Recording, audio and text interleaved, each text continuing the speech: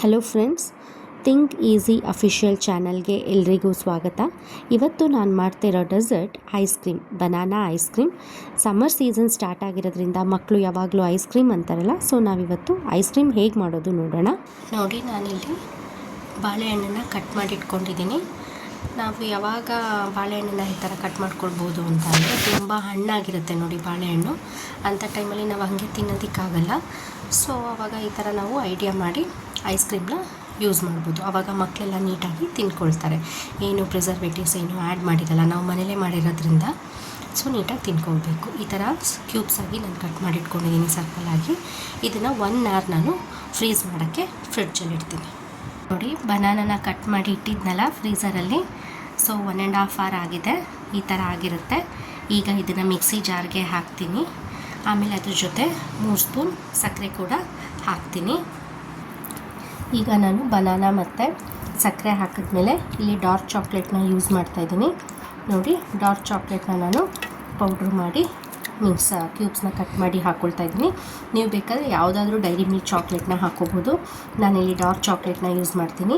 ಇದ್ರ ಜೊತೆಗೆ ಸ್ವಲ್ಪ ಹಾಲು ಕೂಡ ಹಾಕಿ ನಾನು ಚೆನ್ನಾಗಿ ಗ್ರೈಂಡ್ ಮಾಡ್ಕೊಳ್ತೀನಿ. ಇದಕ್ಕೆ ಚಾಕ್ಲೇಟ್ ಎಲ್ಲ ಹಾಕಿದ್ದೀನಿ. ನಮ್ಮಲ್ಲಿ ಡೈರಿ ಮಿಲ್ಕ್ ಸಿಲ್ಕ್ ಚಾಕ್ಲೇಟ್ ಕೂಡ ಇತ್ತು, ಅದನ್ನು ಕೂಡ ಹಾಕಿದೆ. ತುಂಬ ಟೇಸ್ಟಿ ಆಗುತ್ತೆ. ಆಮೇಲೆ ಹಾಲು ಕೂಡ ಹಾಕಿದ್ದೀನಿ. ನಿಮಗೆ ಬೇಕಾದರೆ ವೆನಿಲಾ ಎಸೆನ್ಸ್ ಹಾಕ್ಕೊಳ್ಬೋದು, ಬೇಕಾದರೆ ಹಾಕ್ಕೊಳ್ಬೋದು, ಇಲ್ಲ ಅಂತಂದರೆ ಇಲ್ಲ, ಆಪ್ಷನಲ್ ಅದು. ಕೆಲವ್ರಿಗೆ ಬನಾನಾ ರಾ ಸ್ಮೆಲ್ಲು ಇಷ್ಟ ಆಗಲ್ಲ, ಸೊ ಹಂಗಾಗಿ ವೆನಿಲಾ ಎಸೆನ್ಸ್ ಹಾಕೋಬಹುದು ಬೇಕಾದರೆ, ಅದು ಡಾಮಿನೇಟ್ ಮಾಡುತ್ತೆ. ಈಗ ಇದನ್ನು ಚೆನ್ನಾಗಿ ಗ್ರೈಂಡ್ ಮಾಡ್ಕೊಳ್ಳೋಣ. ನೋಡಿ, ಅದು ಈ ಕನ್ಸಿಸ್ಟೆನ್ಸಿಗೆ ಬರೋ ತನಕ ನಾವು ಚೆನ್ನಾಗಿ ಗ್ರೈಂಡ್ ಮಾಡ್ಕೋಬೇಕು. ಈಗ ನಾನು ಬೇರೆ ಪಾತ್ರೆಗೆ ಟ್ರಾನ್ಸ್ಫರ್ ಮಾಡ್ಕೊಳ್ತೀನಿ. ಬೇರೆ ಪ್ಲಾಸ್ಟಿಕ್ ಪಾತ್ರೆಗೆ ಟ್ರಾನ್ಸ್ಫರ್ ಮಾಡೋಕ್ಕಿಂತ ಮುಂಚೆ ಚಾಕ್ಲೇಟ್ ಸಿರಪ್ನ ಬೇಕಾದರೆ ಹೀಗೆ ಹಾಕ್ಕೊಳ್ಬೋದು. ಓಕೆನಾ? ಚಾಕ್ಲೇಟ್ ಸಿರಪ್ ಆದಮೇಲೆ ನಾನು ಸ್ವಲ್ಪ ಡ್ರೈ ಫ್ರೂಟ್ಸ್ಗಳನ್ನು ಹಾಕಿದ್ದೀನಿ. ಗೋಡಂಬಿ, ಬಾದಾಮಿ, ದ್ರಾಕ್ಷಿ ಆಪ್ಷನಲ್. ಬೇಕಾದರೆ ಇದನ್ನು ನೀವು ಹಾಕ್ಕೊಳ್ಳೋದಿದ್ರು ಹಾಕ್ಕೊಳ್ಬೋದು, ಇಲ್ಲ ಬೇಡ ಅಂದರೂ ಬೇಡ. ಪಿಸ್ತಾನ ನಾನಿಲ್ಲಿ ಅವಾಯ್ಡ್ ಮಾಡಿದ್ದೀನಿ, ಯಾಕಂದರೆ ನಮ್ಮಲ್ಲಿ ಸಾಲ್ಟೆಡ್ ಪಿಸ್ತಾ ಇತ್ತು, ಸೊ ಚೆನ್ನಾಗಿರಲ್ಲ ಅಂತ ಅಂದ್ಬಿಟ್ಟು ಪಿಸ್ತಾ ಅವಾಯ್ಡ್ ಮಾಡಿದ್ದೀನಿ. ನೋಡಿ, ಇವಾಗ ಇದಕ್ಕೆ ಹಾಕಿದ್ದೀನಿ, ಪೋರ್ ಮಾಡಿದ್ದೀನಿ. ಇದ್ರ ಮೇಲೂ ಕೂಡ ನಾವು ಚಾಕ್ಲೇಟ್ ಸಿರಪ್ನ ಹಾಕಿ ಸ್ವಲ್ಪ ಡ್ರೈ ಫ್ರೂಟ್ಸ್ ಹಾಕಿ ಇಡೋಣ ಐಸ್ ಫ್ರೀಝರಲ್ಲಿ. ನೋಡಿ, ಫೈನಲ್ ಆಗಿ ನಾನು ಸಿರಪ್ನ ಹಾಕಿ ಡ್ರೈ ಫ್ರೂಟ್ಸ್ನ ಮೇಲೆ ಹಾಕಿದ್ದೀನಿ. ಈಗ ನಾವು ಒಂದು 8 ಅವರ್ಸು ಫ್ರೀಸ್ ಮಾಡೋಕ್ಕೆ ಇಡೋಣ. ಸೊ ಇದನ್ನು ನೈಟ್ ಮಾಡಿದ್ರೆ ಒಳ್ಳೆಯದು, ಯಾಕಂತಂದರೆ ಬೆಳಗ್ಗೆ ಹೊತ್ತು ಮಾಡಿದ್ರೆ ನಾವು ಯಾವಾಗಲೂ ತೆಗೆದು ನೋಡ್ತಾ ಇರ್ತೀವಿ.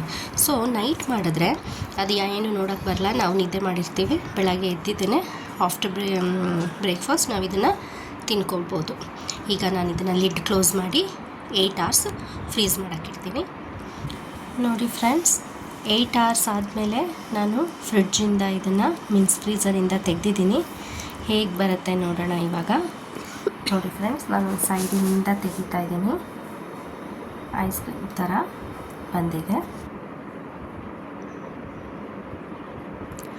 ಮನೇಲೇ ಮಾಡಿರೋ ಐಸ್ ಕ್ರೀಮು ನಿಮಗೆ ಇಷ್ಟ ಆಗಿದ್ದಲ್ಲಿ, ಈ ಬನಾನಾ ಫ್ಲೇವರ್ ಐಸ್ ಕ್ರೀಮ್ ನಿಮಗೆ ಇಷ್ಟ ಆಗಿದ್ದಲ್ಲಿ ಪ್ಲೀಸ್ ನಮ್ಮ ಚಾನಲನ್ನು ಸಬ್ಸ್ಕ್ರೈಬ್ ಮಾಡಿ, ಲೈಕ್ ಮಾಡಿ ಮತ್ತು ಶೇರ್ ಮಾಡಿ ಹಾಗೂ ಕಮೆಂಟ್ ಮಾಡೋದು ಮರಿಬೇಡಿ. Thank you.